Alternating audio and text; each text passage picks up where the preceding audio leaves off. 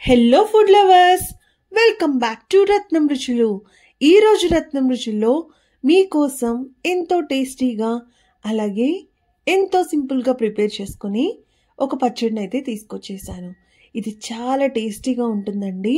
ఇది రెండు మెయిన్ ఇంగ్రీడియంట్స్తో చాలా ఈజీగా ప్రిపేర్ చేసుకోవచ్చు. అలాగే ఇది 5 days వరకు మనం నిల్వ ఉంచుకోవచ్చండి, అస్సలు పాడవద్దు.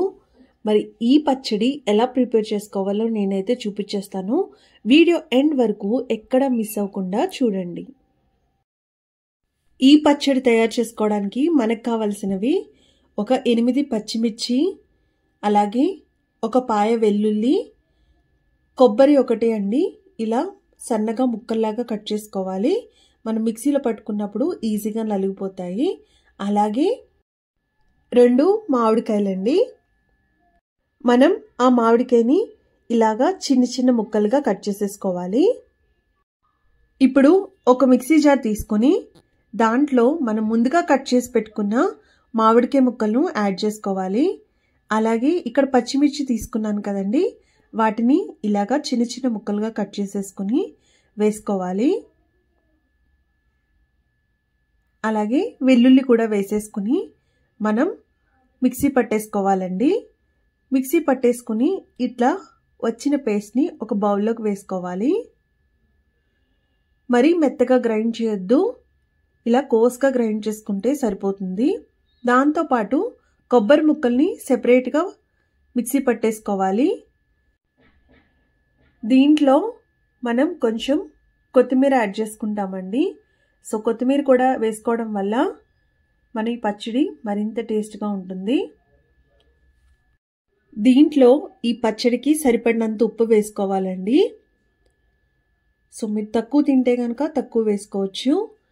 నేను ఇక్కడ 2 స్పూన్ల సాల్ట్ యాడ్ చేసుకుంటున్నాను. సో సాల్ట్ కూడా యాడ్ చేసిన తర్వాత ఇవన్నీ చక్కగా కలిసేలాగా మనం ఒకసారి మిక్స్ చేసేసుకోవాలి. సో ఈ పచ్చడి అయితే చాలా టేస్టీగా ఉంటుందండి. వేడి వేడి అన్నంలో నెయ్యి వేసుకుని తింటే సూపర్గా ఉంటుంది. మీరు కూడా ఈసారి మీకు మామిడికాయలు దొరికినప్పుడు కంపల్సరీ ట్రై చేయండి. ఇప్పుడు ఒక ప్యాన్ పెట్టుకుని దాంట్లో 2 tablespoons ఆయిల్, అలాగే 2 tablespoons నెయ్యి వేసుకున్నాను. నెయ్యి వేసుకోవడం వల్ల కమ్మగా ఉంటుంది పచ్చడి. అలాగే కొంచెం ఆవాలు, జీలకర్ర, మినపప్పు, శనగపప్పు యాడ్ చేసుకుంటున్నాను. శనగపప్పు కూడా వేసి ఫ్రై చేసిన తర్వాత దీంట్లో కొంచెం ఎండుమిర్చి, అలాగే 2 కరివేపాకు రెబ్బలు వేసుకొని ఫ్రై చేసుకోవాలి. సో ఫ్రై చేసిన తర్వాత దీంట్లో కొంచెం ఇంగువ పొడి వేసుకుంటున్నామండి. ఇంగువ పొడి వేసుకున్న తర్వాత మనం ముందుగా కలిపి పెట్టుకున్న మిశ్రమాన్ని దీంట్లో యాడ్ చేసేసుకొని ఒక 2 నిమిషాల పాటు స్టవ్ ఆన్లో ఉంచుకొని ఫ్రై చేసుకోవాలి.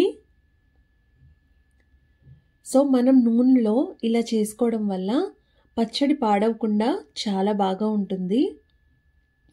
పుల్ల పుల్లగా కొబ్బరి పచ్చడి ఇలా చేసుకుంటే చాలా బాగుంటుంది. వేడి వేడి అన్నంలో కొబ్బరి పచ్చడితో పాటు కొంచెం నెయ్యి వేసుకుని తింటే అద్భుతంగా ఉంటుంది. ఈసారి మీకు మామిడికాయలు దొరికినప్పుడు ఈ రకంగా తయారు చేసుకోవడం అస్సలు మర్చిపోవద్దు. ఇప్పుడు మనం స్టవ్ ఆఫ్ చేసేసుకొని ఈ పచ్చడిని ఒక బౌల్లోకి ట్రాన్స్ఫర్ చేసేసుకుందాము. సో అంతే అండి, ఎంతో సింపుల్గా అలాగే ఎంతో టేస్టీగా ఉండే పచ్చడి రెడీ అయిపోయింది. మరి మా వీడియోస్ కనుక మీకు నచ్చినట్టయితే ప్లీజ్ లైక్ చేయండి, షేర్ చేయండి, సబ్స్క్రైబ్ చేయడం మాత్రం మర్చిపోవద్దు. సో మరిన్ని ఇంట్రెస్టింగ్ అండ్ టేస్టీ రెసిపీస్ కోసం చూస్తూనే ఉండండి రత్నం రుచులు. Thanks for watching. Bye. See you in next video.